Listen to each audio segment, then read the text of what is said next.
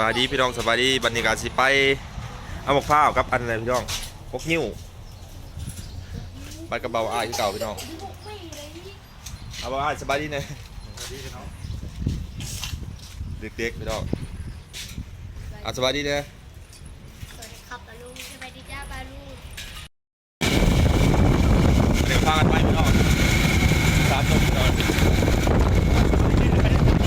เป็นเด็กของข้าพี่น้องที่เขาเดินได้อยู่แต่ว่าที่ต้องทางเขาบอกเดินอยู่ต้องเดินทาง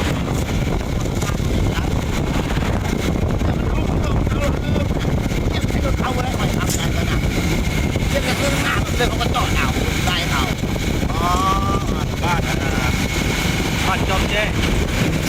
ไปพอสาวแบงค์แล้วอ่ะเป้า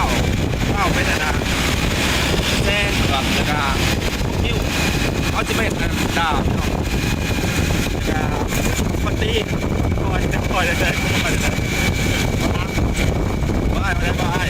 นี่อยู่บ้านมันเลยครับน้องนี่ไปไม่2 คนได้หรอกพี่เรามาทำใหญ่ระหว่างขี่แถวเดือนได้อยู่เป็นผมมีรถผมเนี่ยได้ผมออกรถเนาะทำเลยเด็กทำเลย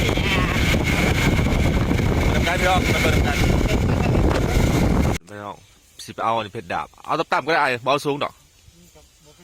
ฮะเอาเหล่าให้ได้เฮ้ยเอาตะเภานี่ใหญ่นี่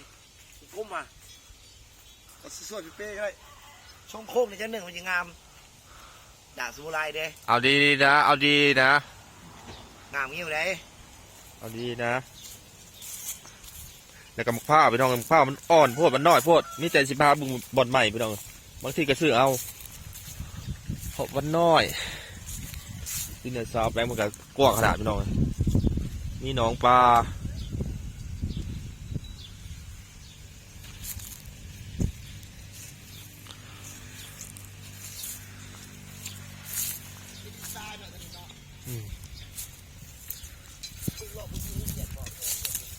บีบป่ะลงแล้วพี่น้องคอจะน้ำเพลินเลยลงเลยพอแล้วเห็ด2 อันพี่น้องตัวนี้ตัวกกในเศษอันคอนตี้พี่น้องแต่ตัวนี้เศษดาบพี่น้องตัวนี้เอาเศษ2 ส่วนเขียนตัดกินเอาบอกนี่เขาว่าจะงามนี่เขาเห็นว่านี่ดิไปแหลมนี่กับเป็นอันบอจับเดจับดาบเดแล้วก็แม่นไรเราเอากันตัดนิดนึง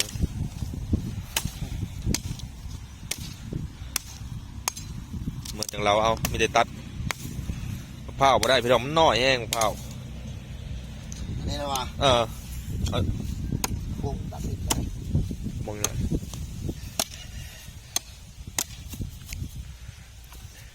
นี่นะวะดาบ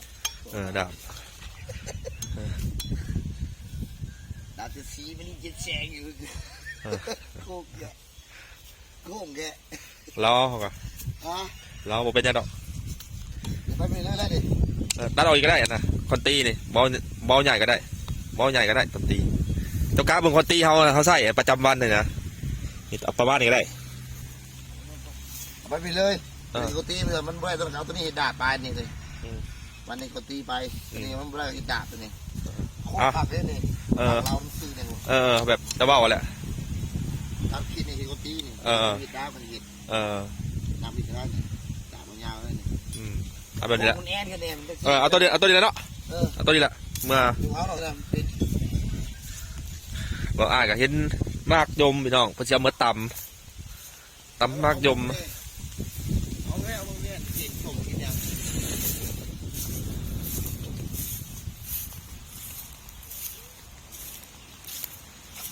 กยมพี่น้องตอนสมัยน้อยอยากกินสมกับมักยมนี่แหละพี่น้องนี่อ้ายเอางานี่ก็ได้เลยงานี่พอดีกินเลยงานี่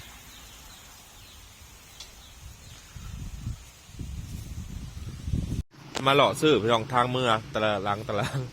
เพิ่นบดโซลาร์เพิ่นบริคายพี่น้อง มาเห็นทางมักกะทันหลายขนาดพี่น้องแวะกินมักกะทันอีก ป้าเบื่อบดห้องแถวนี่ย่านเต็มอยู่พี่น้องเดี๋ยวกิน นี่ มักกะทันหมักยมพี่น้องเลย นี่ นี่ทานแล้วนะดิสักกะรดเพราะเมื่อเขากินอยู่ดอกเห็ดแจ่วนะเห็ดแจ่วจำสบายตอนยังน้อยพี่น้องไปหาแล้วมักกะทันบดได้มีนี่ลงตัวนี่เจ้าสั่นบัดเดียวมันลงวุบๆเลยนี่นี่นะทางนี้นะทางเฮานี่เห็นบ่มีแต่หน่วยสุกๆ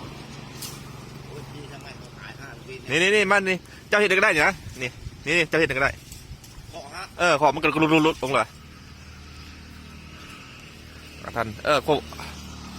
ขอลงรถอ่านสำจะกินแบะกับหมักขนาดเราแบะเนาะโอ้ลงมาเนี่ยฟาดเรียกแบนี่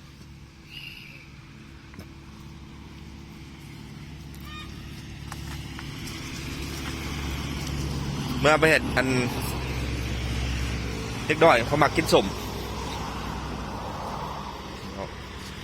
ซิมก้อนหมากหนึ่งพอแล้วไปขอบใจเพิ่นหวานนะพี่น้องขอแบ่งน้ำเมถาเพิ่นพี่น้องเท่านี้ขอแบ่งน้ำเพิ่นจักแซงหนึ่งผู้ขึ้นกระเบาอ้ายเหมือนเดิมพี่น้อง ขอปันน้ำเพิ่น เอาขึ้นอย่างเขาเอาขึ้นแล้วเขาไม่รู้เอาเลยอ๋อเอาดีเด้อตั้งใจเด้อขึ้น ว่าไว้กระดาษ เอาดี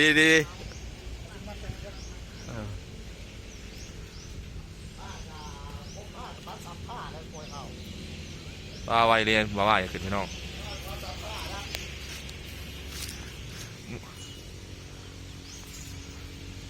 เบิ่งก่อนเด้องานได้อ่อนๆ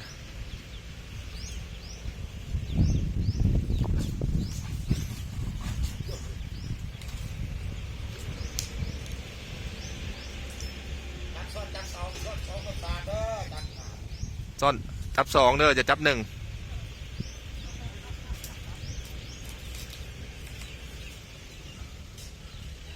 ตะกี้เต้ก็ขึ้นได้พี่น้องอันนะพวกเผาเดี๋ยวนี้ น้ำหนักเลยพี่น้องยอมผับมาว่าเก่งพี่น้องเก่งทุกอย่างเรื่องปีน นี่ เบิดโครงการอยู่ ภาพอยู่ไทยบ่ภาพอยู่ประเทศไทย เป็นโครงว่าคือตลกคนว่าอาชีพเสริมกว่าคือก็บุกเผา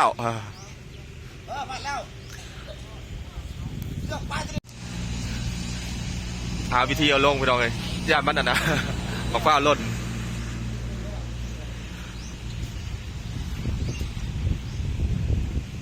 มัดใส่ก็ได้อ้ายมัดใส่ก็ได้แล้วคอย่อลงมามัดใส่เงามันนะแล้วคอย่อลงมา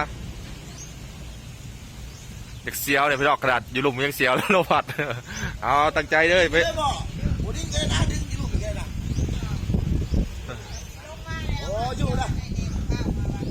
โดยลงมาสิครับนั่นแหละพี่น้อง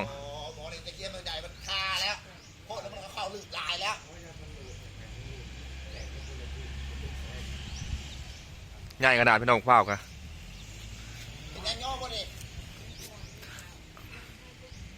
ทุบเดียวได้ไหมนะเป็นกัน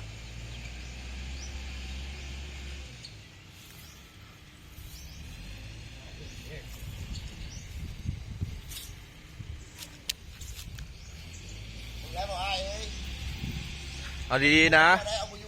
เอาดีๆนะลงมาเลยพี่น้องจักหน่วยนับเบิ่งแน่จักหน่วยเสื้อกับป้อแข่งเลยเราเสื้อกับเสร็จอันนี้หยาบเลยเสื้อนี่วัดเดี๋ยวเสื้อเดี๋ยวมันจะออกอยู่ดีวะ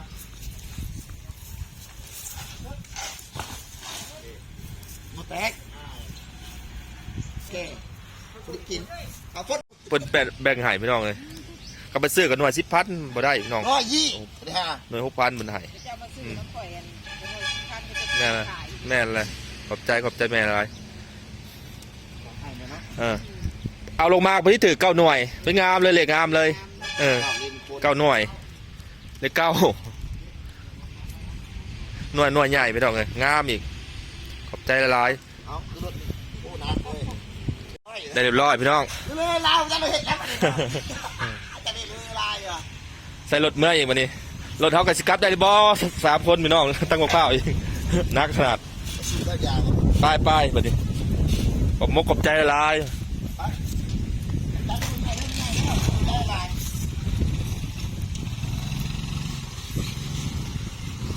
ไปบ่าว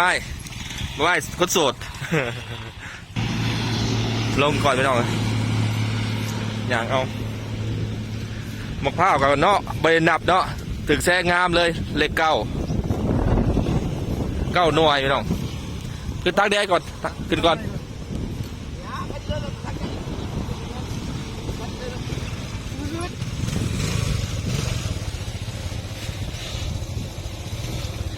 ป้ายบัดนี้ไปสิว่าแล้วไปยังโดนแท้วะ เอาอย่างได้มันได้พี่น้องมะพร้าวกันเอายังมีเวียกทั้งหน้าอีกพี่น้องอย่ามันแล้วชาดัง ตัวมีคลิปได้เอ้ยอันนี้ก็ได้มะพร้าวเรียบร้อยพี่น้อง9 หน่วยเล็กสวยพี่น้อง9 หน่วยได้เบาได้ขึ้นพี่น้องเอาพี่น้องคลิปนี้ก็สิได้ขอลาไปก่อนพี่น้องเจอกันคลิปหน้าพี่น้องสบายดีลาไปก่อนพี่น้องลาไปก่อนเอาบ๊ายบายลาเนี่ย